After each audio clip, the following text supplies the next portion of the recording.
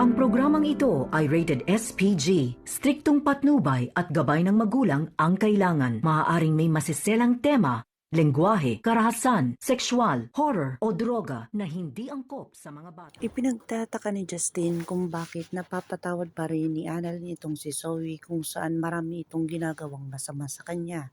Pero dito na talaga naisip ni Justin ang lahat ng mga ginagawa ni Annalyn kung saan dito na nga kaya mapapatawad niya ang kanyang ina at talagang magpe-perform sila sa Christmas party dito sa mga bata kung saan ginagawa ito palagi ng kanilang lolo.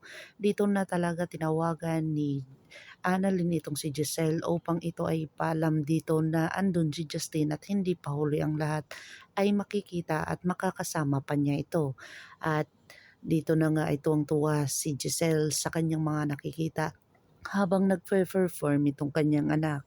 Kinuhanan niya ito ng video na patago at hindi siya nagpapakita dahil sabi nga ni Eric ay talagang hindi po pwede na magpapakita itong si Giselle dahil masisira ang event ng kanilang mga ah, bata o saan talagang hindi matutuloy ang event dahil mag-iiba ang mood ni Justin. Dito na nga ginawa ni Giselle ang lahat ng kanyang makakaya pero napatago itong kumuha ng video para may remembrance dito sa kanyang anak. Nakita niya na ang saya-saya ni Justin kasama itong si Annalyn na nagpe-perform. At si Lynette naman ay talagang pumunta talaga doon sa event kung saan sinuportahan talaga niya ang kanyang anak at pinayagan naman siya ni Dr. Carlos Binetes. Dito na ipinagtataka din ni Dr. Carlos ang dalawang lalaki doon sa loob ng kanilang patahanan dahil akala niya ay nilooban na naman sila pero hindi pala, kabaliktaran pala ang kanyang mga iniisip at talagang hinarap na talaga ni Lynette ang kanyang takot doon sa bahay ni Dr. Carlos at pinalitan niya na ng magandang memorya. Dito na ay talagang ikinatutuwa ni Dr. Carlos kaya napayagan siyang pumunta doon sa event ni Annalyn na kasama ang kanyang anak na si Harry.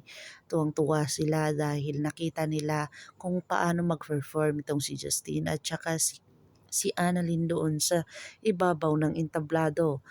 Dito na nga ay talagang hindi inaasahan ay kinausap ni Justin itong si Annalyn dahil nakita niya itong si Giselle. Dito na talaga sinabi ni Annalyn na kailangan na makita siya ni Giselle bago siya umalis papuntang US.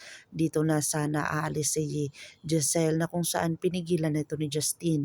Ito na kaya ang tamang panahon para magbati ang mag-ina na puno ng galit itong puso ni Justin pero mapapalitan ito ng pagmamahal at pagpapatawa dito sa kanyang ina dahil sa lahat ginagawa ni Giselle para matutunan at matanggap siya ng kanyang anak. Pakakabangan natin ang mga susunod pa na episode na ito. Ang abot kamay na pangarap.